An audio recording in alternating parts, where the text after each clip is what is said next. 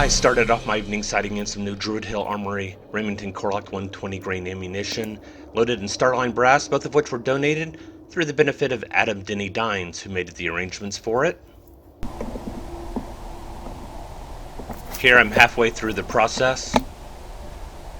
Alright, round two with the Remington Core-Lokt 120 grain bullets from Druid Hill Armory.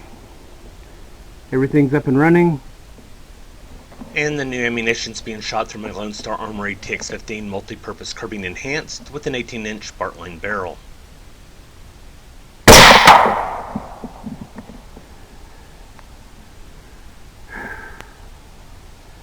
.24-26. Watching this in retrospect, I figure I probably should have had the sandbags just a little farther forward in order to keep the rifle slightly more steady. 24-45.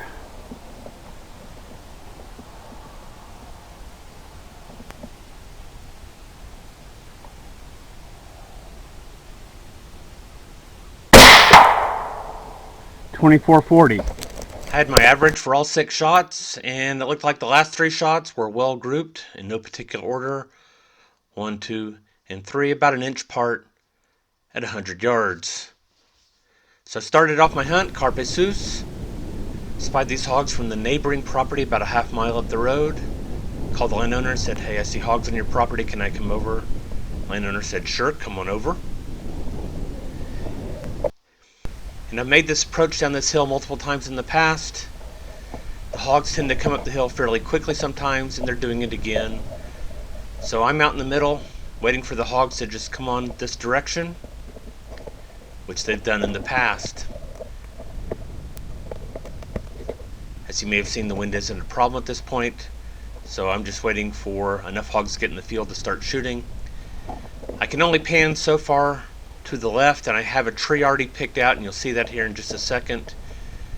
That's the tree coming into view now. I can't shoot any hogs to the left of that tree, but I can shoot to the right of the tree. Here we go.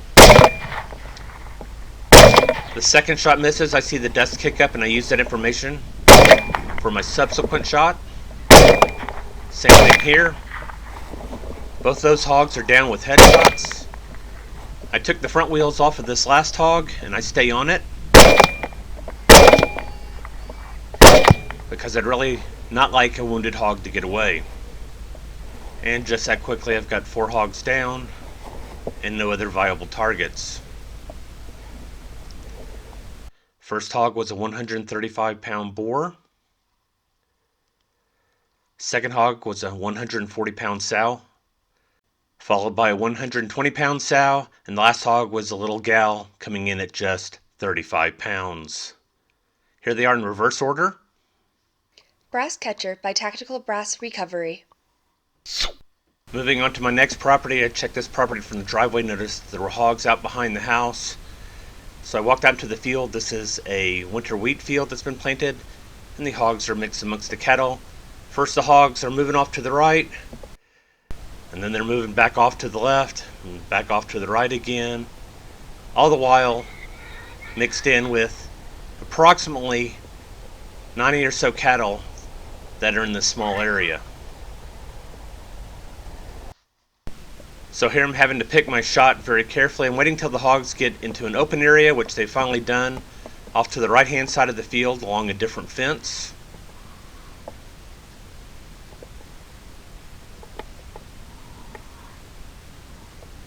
Alright, here we go. That boar goes down. That shot missed. And I'm into the cattle. And I'm not going to have another clear shot at this group of hogs from this position.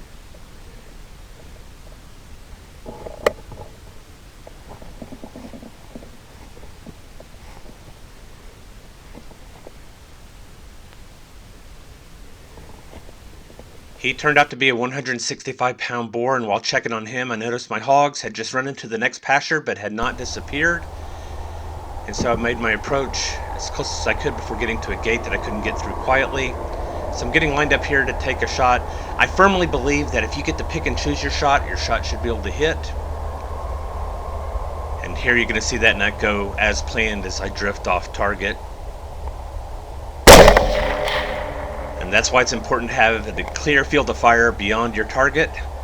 I actually am able to pick up on the same hog right here, and it runs off into some cattle, so I don't track on it, figuring it's going to collapse. I shoot another hog that goes down.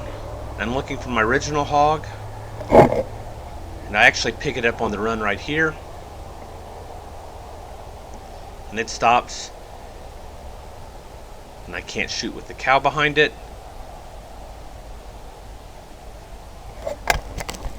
And I figured at this moment it's bleeding out and it's going to go down.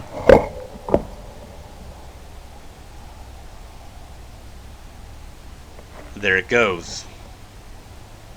Despite searching for about 25 minutes, I was then able to find the second hog that I shot. It's down somewhere in that area right there. And the original hog that I shot that collapsed, still had to deliver a finishing shot to it. And it turned out to be a 190-pound boar, and he was my last hog of the night. Be sure to check out my new channel, Carpe Analysis, the Trauma Diaries. The first video is dropping tonight with an analysis of how I shot during this hunt and how the bullets performed. I'll put a link at the end of this video and in the description.